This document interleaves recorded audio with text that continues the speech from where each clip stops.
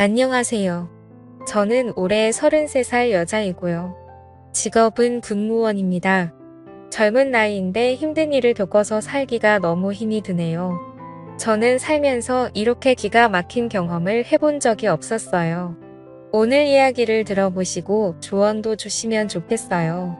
그럼 시작해 보겠습니다. 제 직업은 행정직 군무원입니다. 힘들게 1년간의 시험 공부를 통해 군무원에게 합격했어요. 남들은 군무원이라고 하면 찰밥통이니 회사 퇴사 걱정이 없고 나중에 연금까지 받으니 얼마나 좋은 직업이냐고 생각하죠. 그러나 그렇지만도 않아요. 물론 직업에 자부심이 있었지만 사람들이 생각하는 것과는 많이 다르다는 말이에요. 실상은 박봉에 어느 정도 연차가 있어야 삶의 질도 좋아지고 봉급도 올라가고 그때까지는 돈 벌기 참 힘들더라고요. 일반 직장인 친구들은 가끔 여행도 하고 바이러스 시국에도 걱정 없이 월급 나오는 저를 부럽다고 하더라고요. 하지만 어떻게 보면 군무원 생활하는 곳이 군대잖아요. 계급 사회죠. 그래서 그런지 오래 버티는 사람들이 별로 없어요. 다들 중간에 그만두거나 아니면 공부를 좀 더 해서 공무원이나 공기업으로 이직을 많이 하는 편이에요.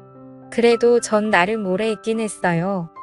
행정직이라 그런지 그렇게 힘들지도 않고 제 일만 하면 크게 눈치 주는 상사도 없었어요. 이렇게 한 직장에서 일하면서 남편을 만나 결혼도 했습니다. 남편은 육군 소령이고요. 처음 남편을 보았을 때 제복이 너무 멋있더라고요. 군대이지만 항상 부하 직원들에게도 잘 대해주고 멀리서 보고 한눈에 이 사람이 진짜구나 하고 생각했어요. 신랑은 지원병과에서 일하고 있고 그쪽 일도 행정일이다 보니 서로 회의를 자주 하게 되고 그런데 군인과 민간인이잖아요. 군인들이 좀 막힌 데가 있어 한 번씩 의견이 잘 맞지 않더라고요. 그렇게 싸우다 보니 정이 들기도 하고 다른 사람 만날 시간은 없고 매일 얼굴 보는 사람은 그 사람이고 그러다 보니 연애도 하게 되더라고요. 그렇게 몇 개월 연애하다가 자연스럽게 결혼 이야기가 오고 가게 되었습니다. 사귀다 보니 나쁜 사람 같지는 않았어요. 그리고 비슷한 일을 하고 있어 결혼하면 좋은 점이 많을 거라 생각했어요. 그래서 결혼을 해도 되겠다 생각했습니다. 그렇게 누가 먼저 알 것도 없이 결혼을 진행하게 되었고 우리는 동료들의 축복 속에 부부가 되었습니다. 부대장님의 배려로 해외로 신혼여행도 길게 다녀올 수 있었어요. 그때만 생각하면 꿈만 같은 시간이었고 앞으로도 계속 이렇게 좋은 일들만 가득할 거라 생각했어요. 신혼생활은 너무나 행복했어요. 같은 부대에 근무하니 집에서도 보고 직장에서도 보고 가끔 지나가다 눈 마주치면 아무도 없는 창고에서 둘만의 야릇한 시간을 갖기도 하고 이래서 사람들이 때 되면 결혼하고 나의 반쪽을 찾는다고 생각했어요. 그런데 신혼생활 6개월쯤 지나면서 결혼 생활에 대한 환상이 깨져버렸습니다. 신랑이 지원병과에서 전투병과로 옮기면서 서로 얼굴 볼 일도 없더라고요.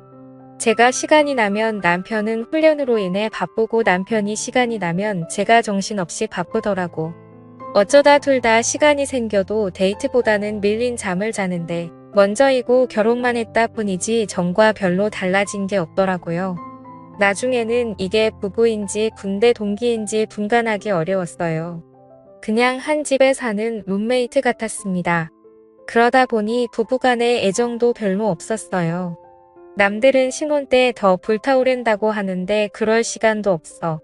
결혼 생활에 대한 회의마저 들다군요. 그래서 공무원을 그만둘까? 하고 생각도 했었는데 하지만 이 일을 하려고 공부한 시간도 아깝고 이때까지 몇 년이니 걸린 진급과 경력이 너무 아깝더라고요. 물론 돈은 넉넉하지 않았어요.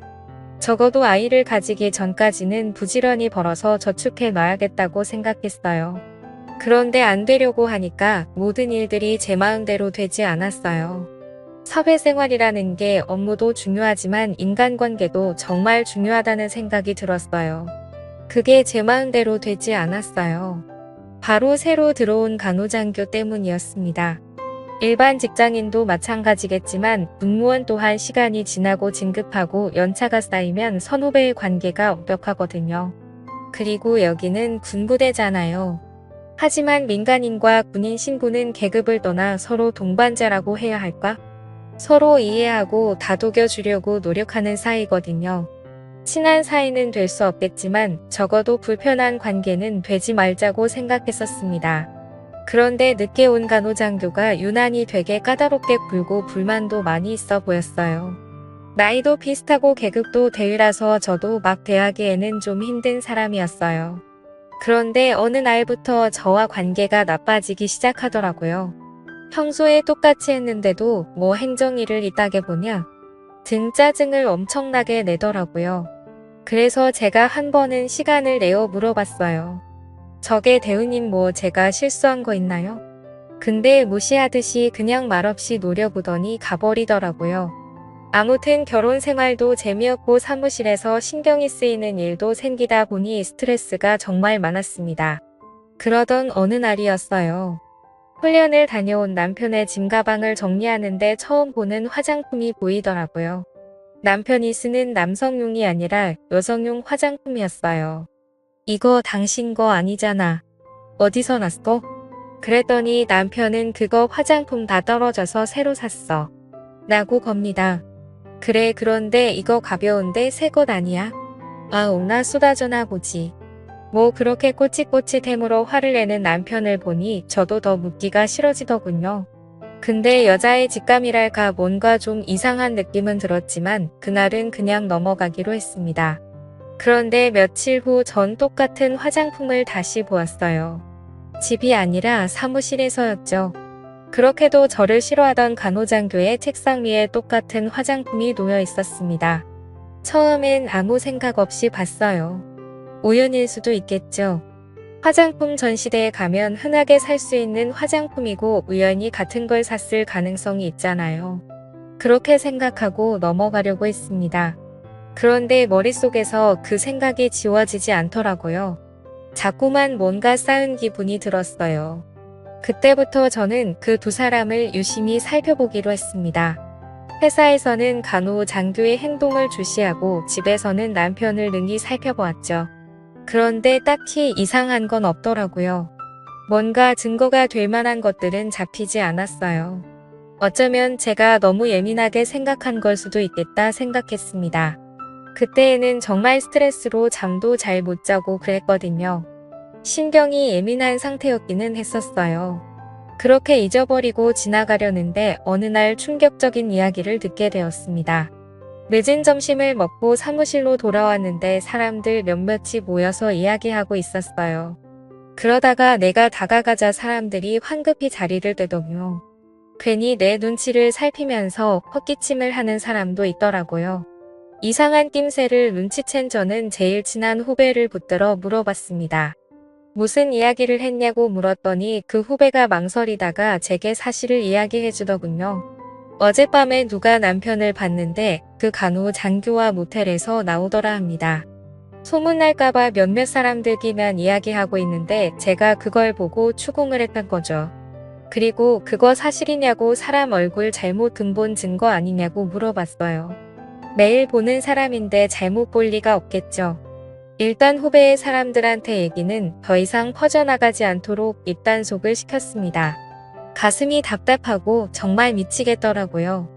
결혼 생활 6년도 아니고 6개월 차인데 벌써 남편이 남의 편이 되나니 이어 현실판 부부의 세계가 되었어요. 마음 같아서는 당장에 그 두 사람에게 따지고 싶었지만 일단은 참았습니다.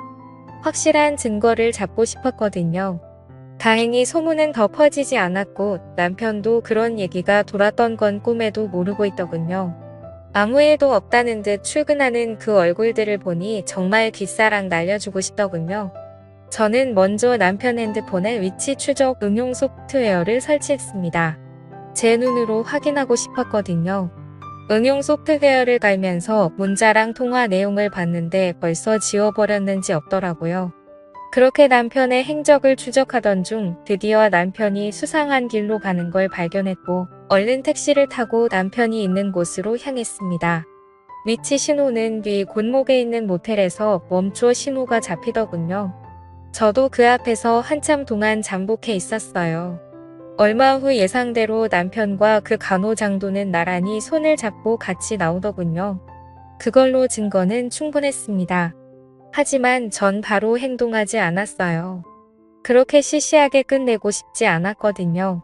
일단 두 사람이 같이 있다는 증거는 확인했으니 그냥 이대로 끝내기에는 너무나 화가 나더라고요. 어떻게 할까 고민하다가 한 가지 방법을 찾았어요. 일단 사무실에 연차를 내고 친구들과 일주일 정도 제주도 여행을 갔다고 남편에게 허락받았어요. 그 전에 저는 집에 몰래 카메라를 설치했습니다. 핸드폰으로 집안 상태를 볼 수 있는 카메라였어요. 고화질의 소리도 녹음되는 기종으로 샀습니다. 물론 남편은 모르게 숨겨두었죠. 어차피 남편은 집안일에 관심이 없어서 그런 사소한 변화는 눈치도 없었거든요. 남편 성격상 일주일 동안 집을 비우게 되면 틀림없이 그 간호장교를 불러들일 거라고 생각했어요. 그리고 그 예상은 적중했습니다. 오래 걸리지도 않더군요. 제가 집을 비우자마자 간호장교가 들어오더군요. 그리고는 더 이상 말하지 않아도 알겠죠. 어떻게 신혼부부 집에서 그럴 생각을 했는지. 남편도 남편이지만 그 간호장교 정말 뻔뻔하더라고요. 그렇게 녹화된 영상은 모두 저장해 두었어요. 제주도 여행에서 집으로 왔을 때 아무 일 없다는 듯 생활했습니다. 얼굴만 봐도 토가 나올 것 같았어요. 그리고 드디어 폭탄을 터뜨릴 날이 밝았습니다. 월요일 오전 행정직원과 관련된 사람들과의 미팅 시간. 간호장교는 오늘도 멋있는 표정으로 들어오더라고요. 그래, 그 표정 얼마나 오래 가나 보자 하고 생각하니 웃음이 나왔어요. 드디어 회의 시작. 노트북에 연결된 영상을 보는 순간 회의에 모인 모든 사람이 깜짝 놀랐어요. 생각하지 않았던 영상이 나오자 처음에는 수근거리기만 하던 사람들이 영상 속 주인공들의 얼굴이 보이자 나지막이 소리를 내더라고요. 회의실은 완전히 아수라장이 되었습니다. 영상을 끌 생각도 못하고 다들 당황해서 하고 있었지요. 그러다가 뒤에서 이게 무슨 짓이야 라는 소리가 들려왔어요. 충격과 공포가 가득한 목소리였어요. 그리고는 손을 바들바들 떨면서 저를 노려보더라고요. 저도 지지 않고 같이 노려봤습니다. 이거 사생활 침해 아니야? 당신 고소할 거야 라고 하더군요. 그래서 저도 그래 어디 고소 한번 해봐 내가 당하고만 있을 것 같아? 라고 해주었어요. 상황이 이렇게 되자 분노를 주체하지 못한 간호장교는 그 자리를 박차고 나가버렸어요. 공개적으로 망신당했으니 군생활 똑바로 할 수는 없었겠죠. 그 후로 들리는 소문으로는 전 남편과 간호장교는 그 사건이 벌어진 이후로 서둘러서 제대를 하게 되었다고 하더군요.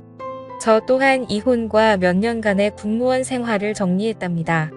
그리고 지금은 다시 공부해서 5급 행정직 공무원에 취업했습니다. 지금까지 제 이야기 들어주셔서 고맙습니다. 이렇게라도 이야기하니 속이 시원하네요. 오늘도 건강한 하루 보내시고요. 그리고 항상 남자 조심, 여자 조심, 사람 조심하세요. 감사합니다.